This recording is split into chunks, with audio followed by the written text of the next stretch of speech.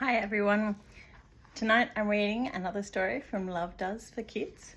Tonight it's called I'm With You. People can get lost in lots of ways. Sometimes they get confused about where they are, like getting lost in the grocery store.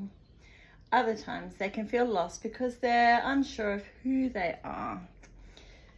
Some people even get amnesia and forget everything about themselves. They don't even remember their names. Can you imagine what that would be like? I've never forgotten my name before, but a couple of times I've forgotten who God made me to be. I already told you that I was never very good at school. Eventually in high school, I decided that the best thing for me to do was to give up on school altogether. I decided I would do what I'd always wanted.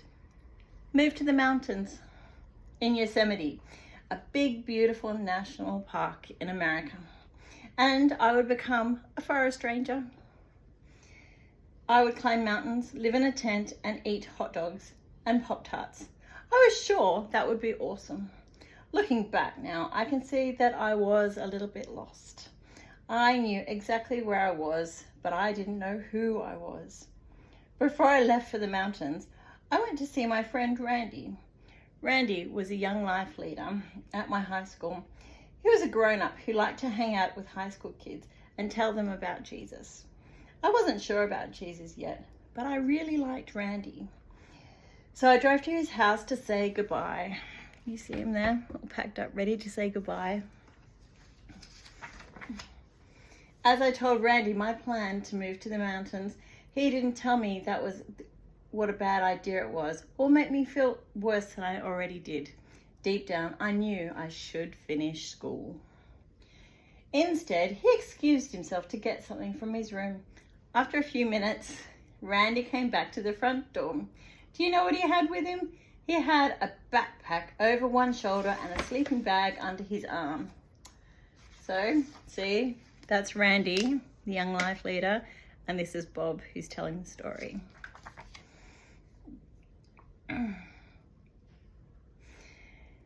Randy didn't make a speech. Instead, he said what people who are lost need to hear from someone they trust. I'm with you. Can you imagine someone saying, I'm with you? He walked out to the car with me, put his sleeping bag on top of mine, and climbed into the passenger seat. Randy wasn't just saying he was going with me to be nice. He was actually with me in the car as we drove all the way to Yosemite. He told me that he would stay with me while I got settled into my new life and tried to find a job. I didn't have much of a plan, but the little one I had started falling apart as soon as I arrived in Yosemite. I couldn't find a job, and I couldn't find a place to stay. Randy and I were too big to sleep in the car, and it was too cold to sleep outside. So he snuck into an unused tent at a camper van and slept there. After just a few days at the Yosemite, I told Randy with a sigh, this isn't working out very well. Maybe I should just go back home and finish high school. Once again, Randy said the same thing he'd been saying the whole time. Bob, I'm still with you. God made everyone who has ever been alive. That's a lot of people.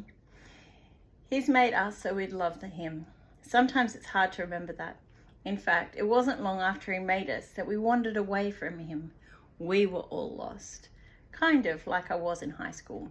We'd forgotten who he'd made us to be, his people. So God made a plan to make things right in the world. He decided to send his son Jesus to earth to be with us. God doesn't try to talk us out of going on adventures, but he stays close to people who have forgotten who they are. He's with them the same way that Randy was with me. And we get to do the same thing for our friends too. The next time your friends seemed a little bit lost or like they've forgotten who they are, do what Randy did. You don't need to say a lot. Just tell them you're with them. Just like God is always with us, no matter what. Thanks for listening. Bye.